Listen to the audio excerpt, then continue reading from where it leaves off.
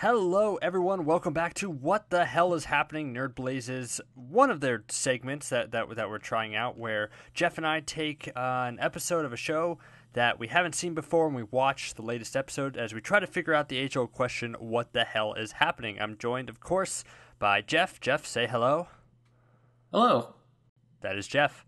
And the anime that we are going to be diving into today is Sword Art Online Alternative Gun Gale Online. Quite a mouthful if I do say so myself. What do you think, Jeff? Yeah, it's confusing. It has online twice in the title. And it's like an alternative, and it's like Gun Gale, and it's all about Sword Art Online, which I've only seen I've seen the first season and the part of the second season, and I stopped watching in the original Gun Gale storyline, and now this is an alternative version of Gun Gale. What's your history with Sword Art Online? Sword Art Online is one of those shows that I know about but really haven't seen. It's like I keep it in my peripherals. Like, I know what it's about, and I know people's opinions about the show, but I myself have never seen it. So that's my history of the show. So this was a perfect one to dive right into, I guess. Yeah, the finale of the spin-off show is a real great way to introduce yourself to the franchise, the whole I guess. Concept. Yeah. All right, I'm ready to get started. Are you? I'm ready, Freddy. All right, I'm ready. So, Jeff, what the hell is happening in Sword Art Online Alternative Gun Gale Online? Because I have no idea. Okay, so, first off, DOP, I guess, shows you what the show's all about, which I guess is about little cute girls with guns, and they shoot things. And they just murder people, it looks like. Yeah. I guess it's capturing different demographics. It's capturing viewers who like moe cute things, and viewers who like violence. There we go. Cross demographic right there. There's 4 quadrants. That's everything. That's everything you need. If you like violence, but just think to yourself like, hey, you know what? I wish little girls were doing this instead. Then I have a feeling this might be the show for you. Then you're right. That covers all 4 quadrants: cuteness, girls, guns, and violence. Those are the 4 quadrants, I think. CGGG. It's a perfect CGGG. CGV. That's a more difficult acronym than the title of the show. So we're starting at like this battle. So we're like in the middle of what I guess, since this is the finale, this is the final battle. This is it. All the marbles are on the table is what I'm assuming at this point. And there's that little girl in pink whose name is Len, and against Pito, who's like a badass crazy chick, and they're squaring off. And I don't know what the stakes are at this point. What do you think the stakes are? Judging by the way they're interacting with each other, I guess they're rivals, like friendly rivals, because there doesn't seem to be any real animosity towards each other even until like the very end of the battle.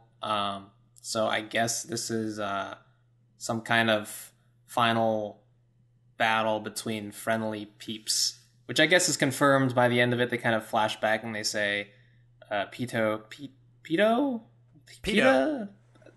whatever the chick's name is, Pita Chip. Chip. She says that when we're in the future, we'll fight each other real hard, and I guess this is the result of that flashback.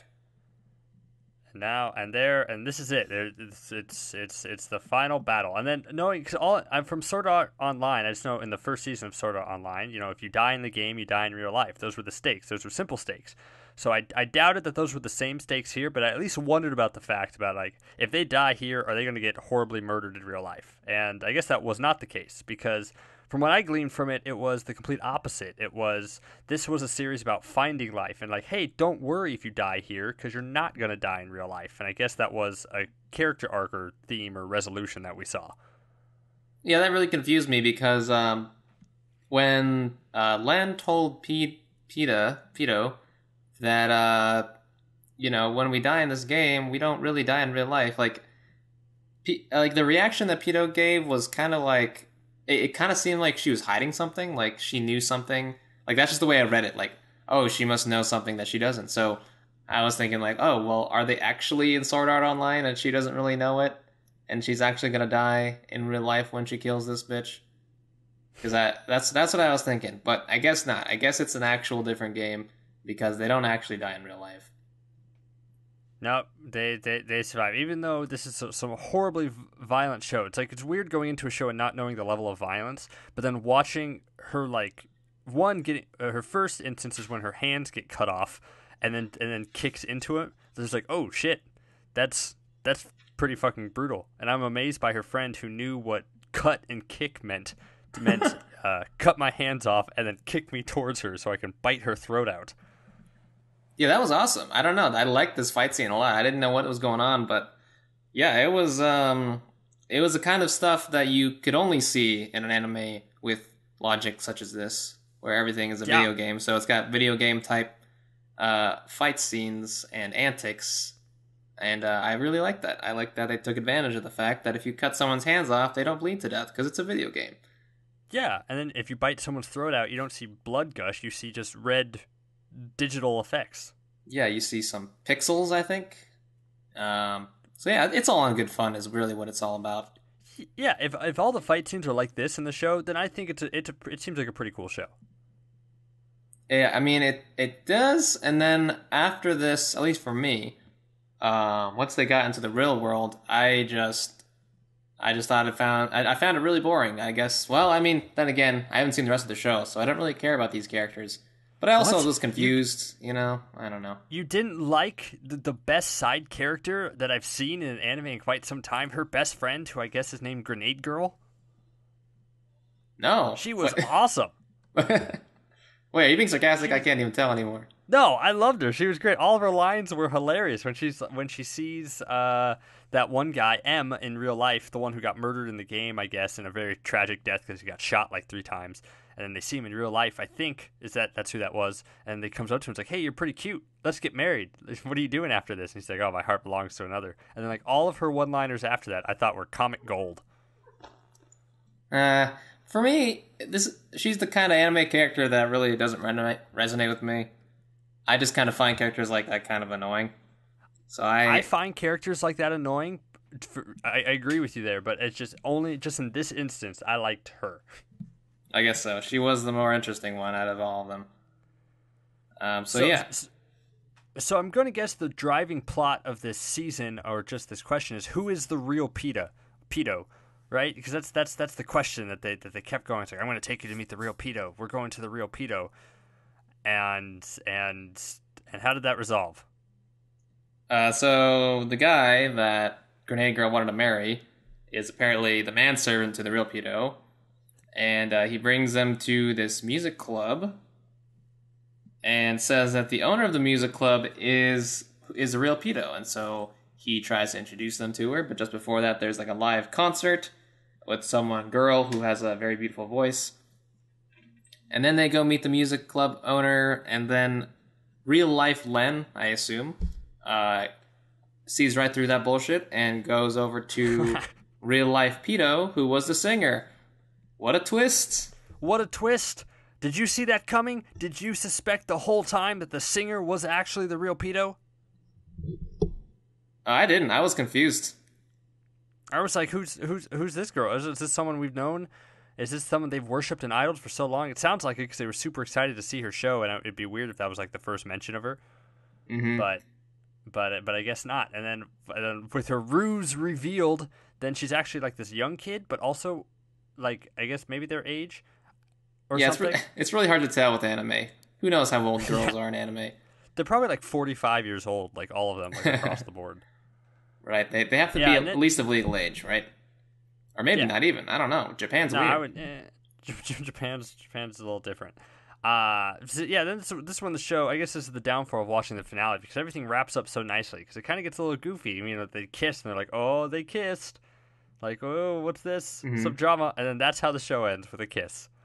Yeah, this doesn't feel like a finale. Are you sure this is a finale? I think so. I think there's only 12 episodes, and this was the 12th one. Huh. Well, I guess it must have been a fun, lighthearted spin-off.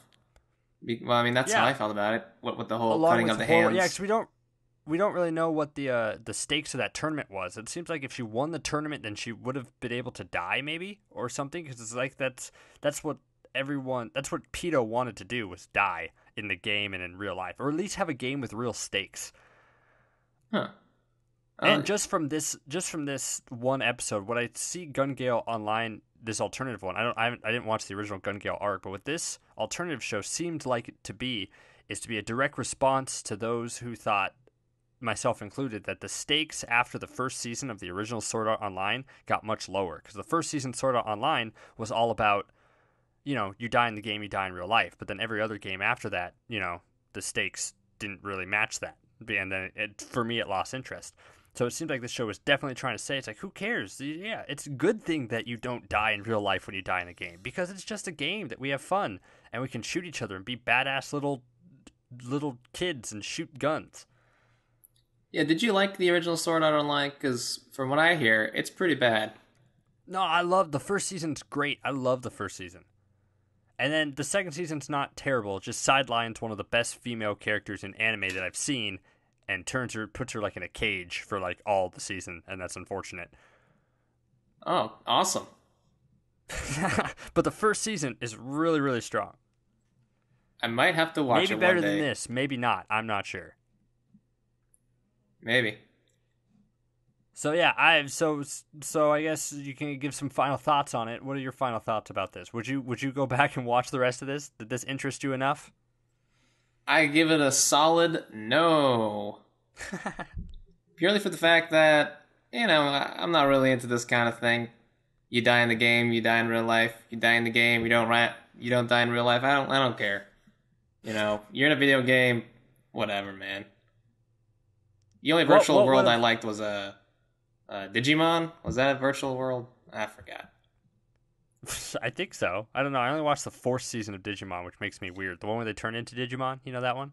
Oh, dang. You didn't watch the first one? With Ty? No, I don't. I watched the movie, but I know the first one's really famous. But like the new, I don't know why. I was weird that way. Yeah, it's got that nostalgia factor. That's about it.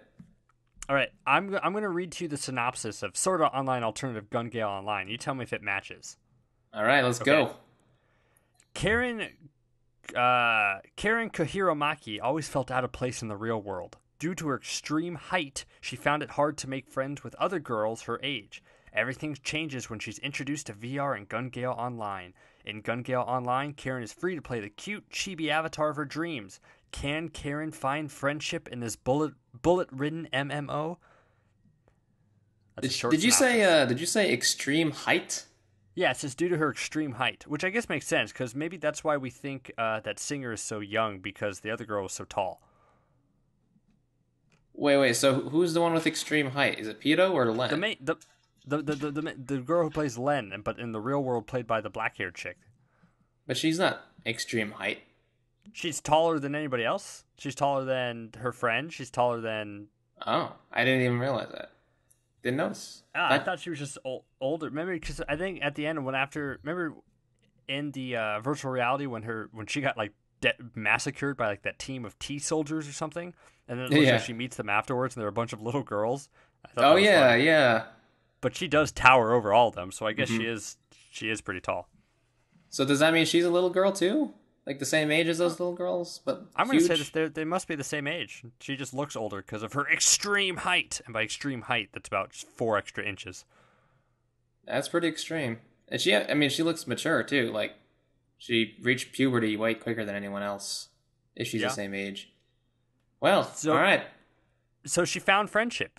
So that is that we answer that question. We answered the question, and I will have to say, yes, it does match the description. Good for the show. Congrats. Congratulations. Yeah, Sword Art Online.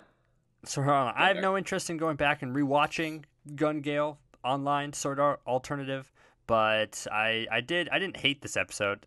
I thought it was violent that made me smile, and it was cute that made me smile. So I'm going to give it a solid. I don't know what a rating system. A middling thumb. Yeah, middling thumb. It's like not up, not down, but I enjoyed it. I didn't hate it. I'm really looking forward to the episode that actually makes me want to watch a series. Me too. We'll find one someday, my friend. Maybe one day. All right. So thank you all very much for joining us. Once again, my name is Jacoby. I was joined by Jeff, the man with the plan. I was trying to come up with a cool nickname for you, and I couldn't do it, so I'm sorry about that. That's fine. Man with the plan, inappropriate name, but I'll take it. And we're on Nerd Blaze. We have a bunch of cool videos. Like, subscribe, share, all that fun stuff. Leave Do a what comment. you want. Do what you want, or don't, all that fun stuff. But thanks very much, and we'll see you next time on another exciting installment of What the Hell is Happening. See ya.